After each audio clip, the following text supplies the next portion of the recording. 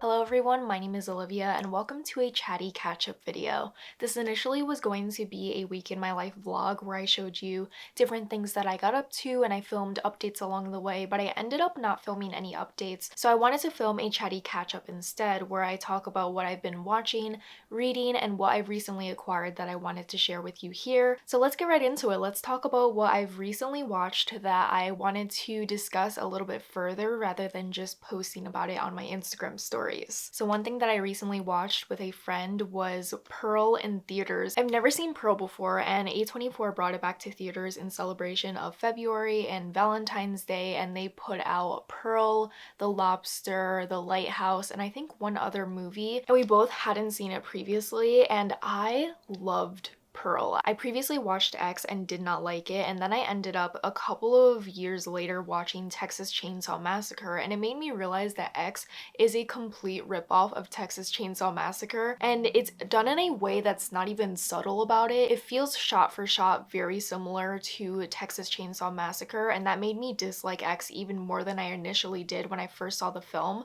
So I was hesitant to watch Pearl, which is the prequel to X, but I ended up loving Pearl so much more than I felt about X, because I can't even say I loved X, and it was such a fantastic, very artificial type of film. It felt like you were on the set of The Wizard of Oz in the most twisted way possible, and the way that this horror movie unfolds and the way that you explore Pearl's character is fascinating, because she initially starts out as a seemingly normal woman who slowly but surely kind of devolves into this really manic, unhinged woman who just wants to become a star.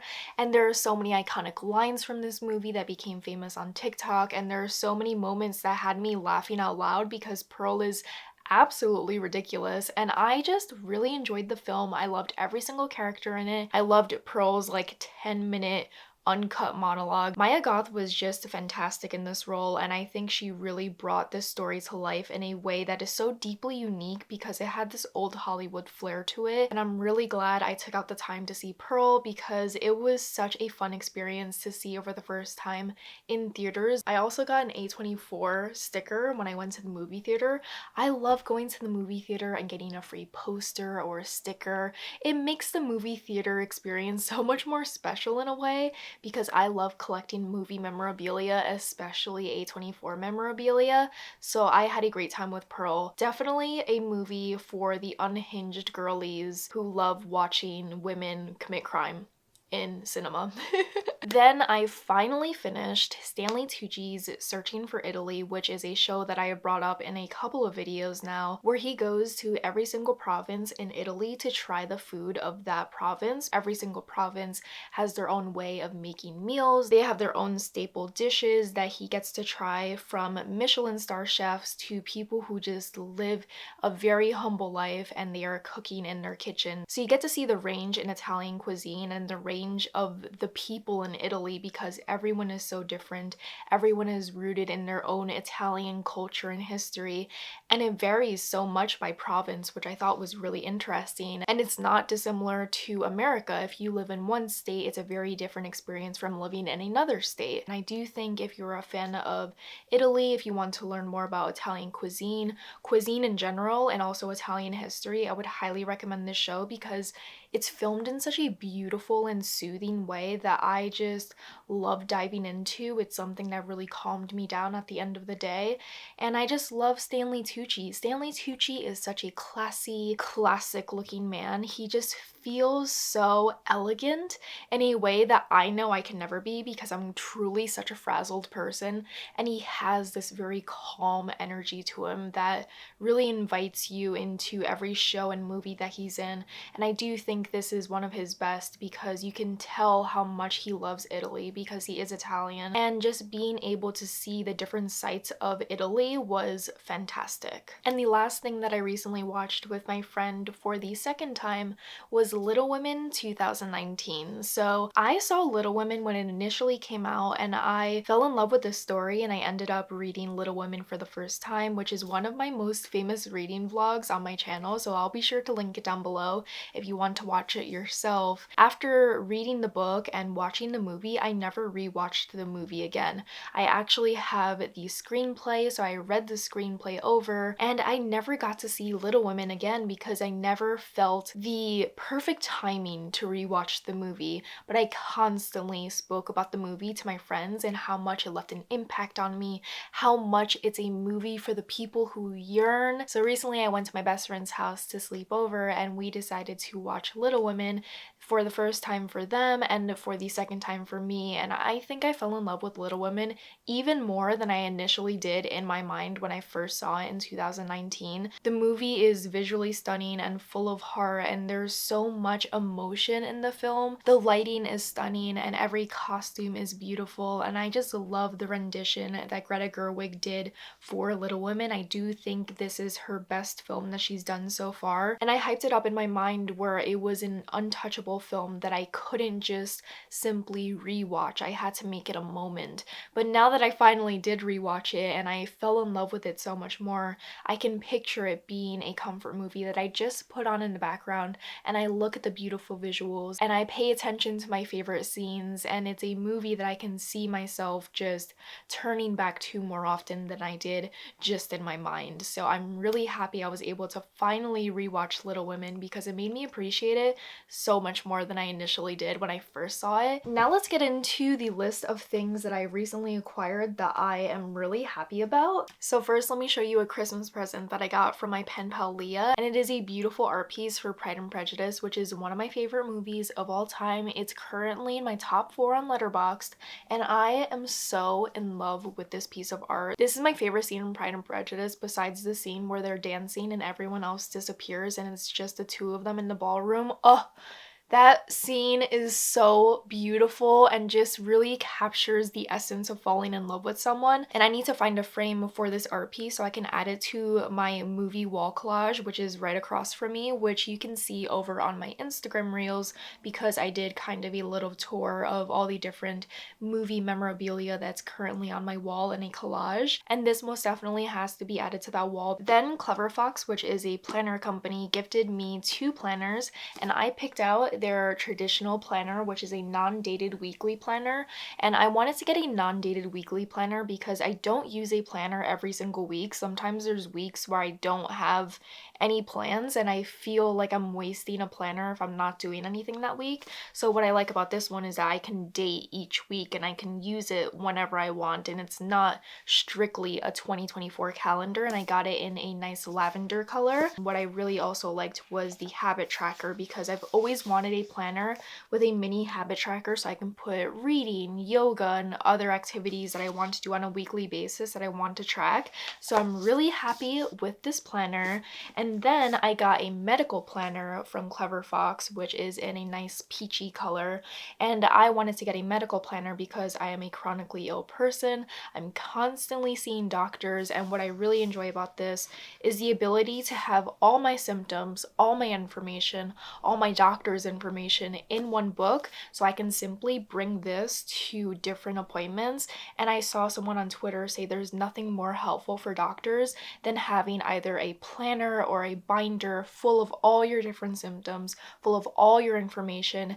That way you can quickly just open it up, reference a specific page, tell your doctor the information they need, and it's all in one planner, and it's much more organized than just kind of keeping it in your mind. So I'm really happy with these 2 planners, and I do love the 2 colors together. They are just so pretty, and I love the pastel effect. So thank you so much to Clever Fox for gifting me these 2 planners. I'll be sure to link both of them down below if you want to check them out yourself. And the last item that I have to show you that brings me so much joy, that is so tiny but somehow makes me so happy, is my coffee Jellycat. So I fell in love with Jellycats ever since I started going to bookstores, and I noticed that they have a ton of them in stock. I find that they are most often present in bookstores or little stationery stores, and it's a line of stuffed animals from bunnies to bears to food items. So they have a ramen Jellycat where they have a little smiley face and these cute little legs, and then they have broccoli Jellycats and they have cupcake Jellycats. And I fell in in love with the coffee Jellycat because I was looking through their website and I was like, which Jellycat speaks to me the most?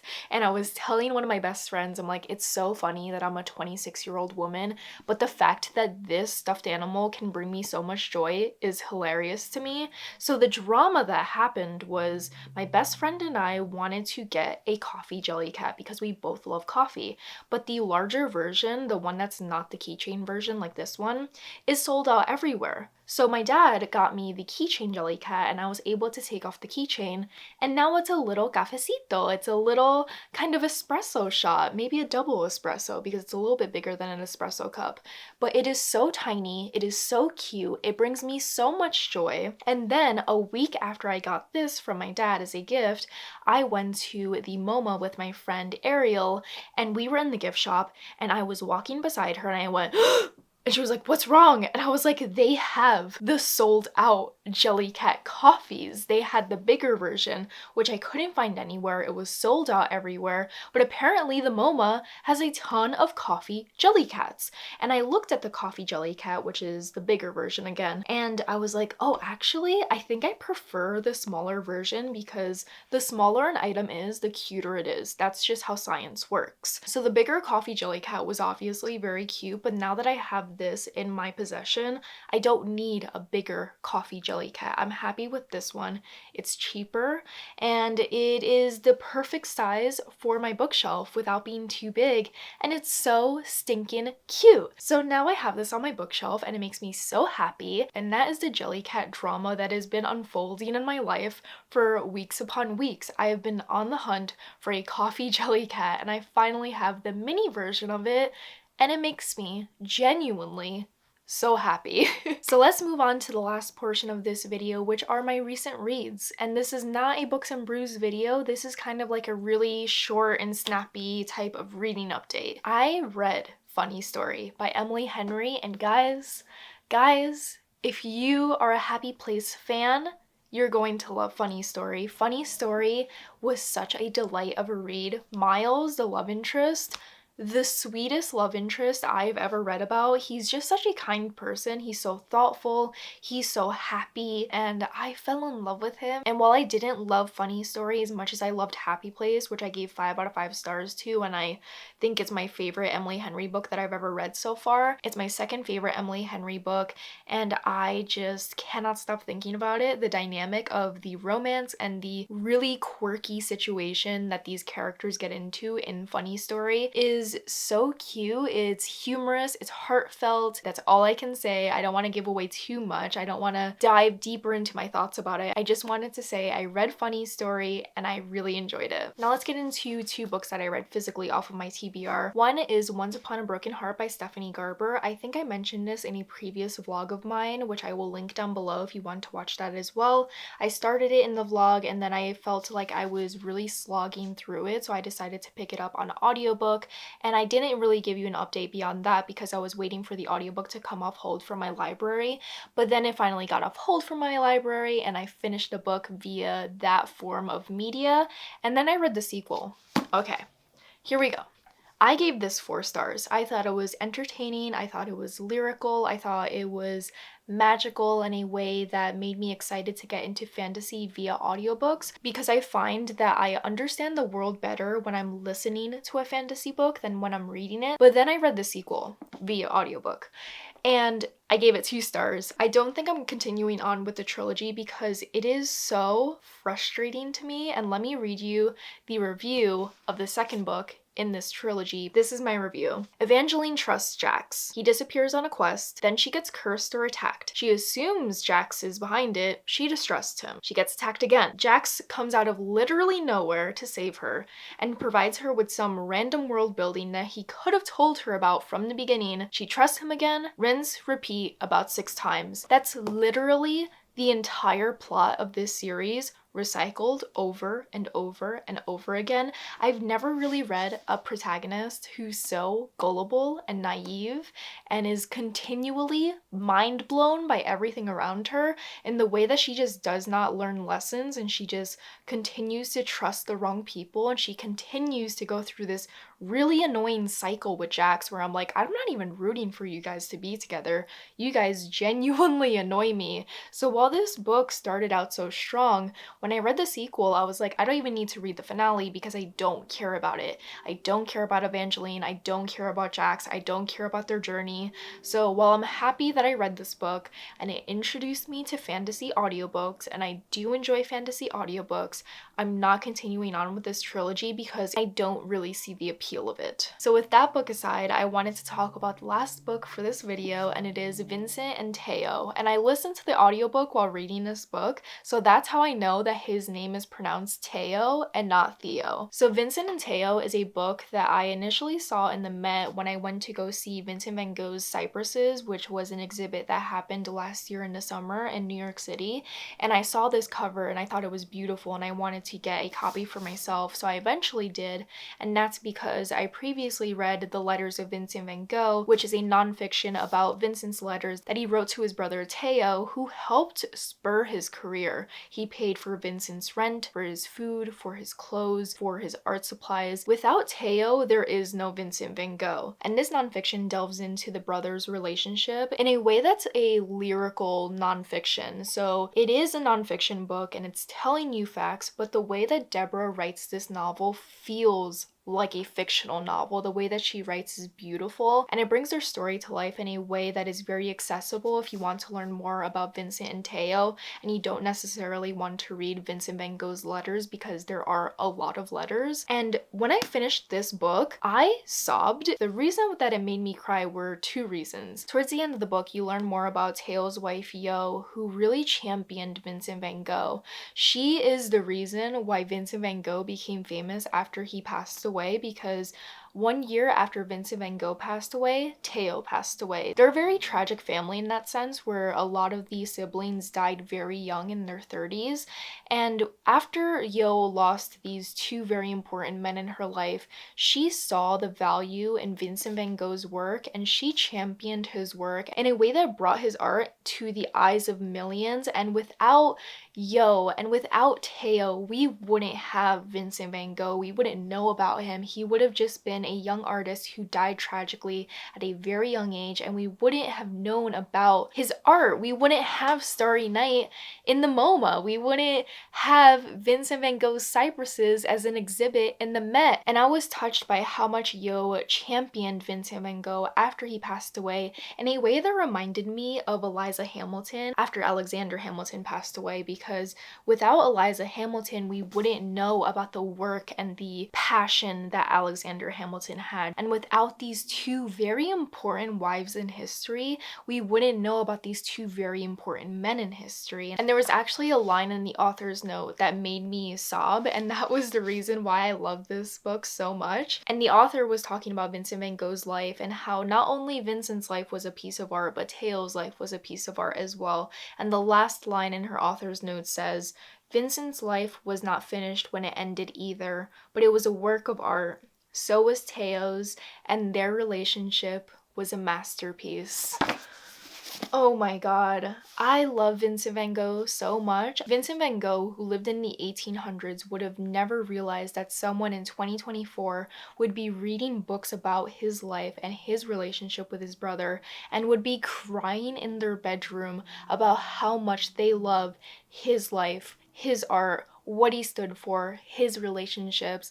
I don't think he would have realized how much his life impacts people today, and I think that's so special about being an artist. You never know how much you're going to leave a lasting impact on the world. You don't know if your art's going to speak to people 200 years from now. You'll never know, and that's the beauty of art. You have to make art while you're in this world. You just have to express yourself and really share a piece of your soul with the world, and maybe that might outlive you. That impact, that memory of you might outlive you. One of my favorite things to to do is to go to museums where they have Vincent van Gogh's paintings, and I love being in the back of the crowd. I love seeing a crowd in front of Vincent van Gogh's paintings because when he was alive, nobody cared about his paintings. Nobody saw anything special in them. Nobody wanted to hang them in their houses. Nobody wanted to buy them.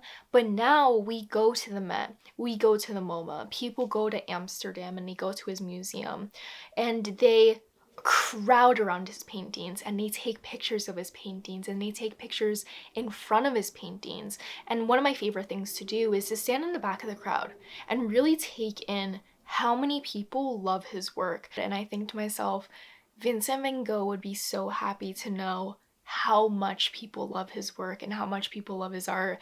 And I can't talk about it anymore or else I'm gonna start crying. I genuinely love Vincent van Gogh in a way that I cannot even speak about. If you've ever loved something that it brings you to tears, you understand where it's like, I love this person's art that I can't even speak about it too much because then I want to cry.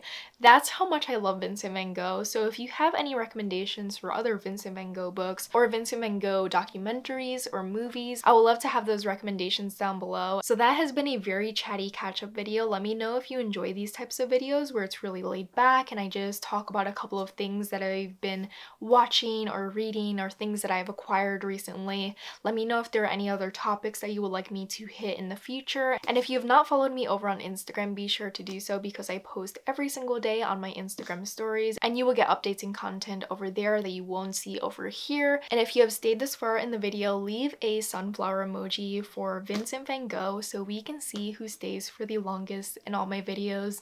And if you do, thank you for listening to my Vincent van Gogh rant. Thank you for listening to me get emotional about one of my favorite painters of all time. And yeah, I hope you have a good day. Bye!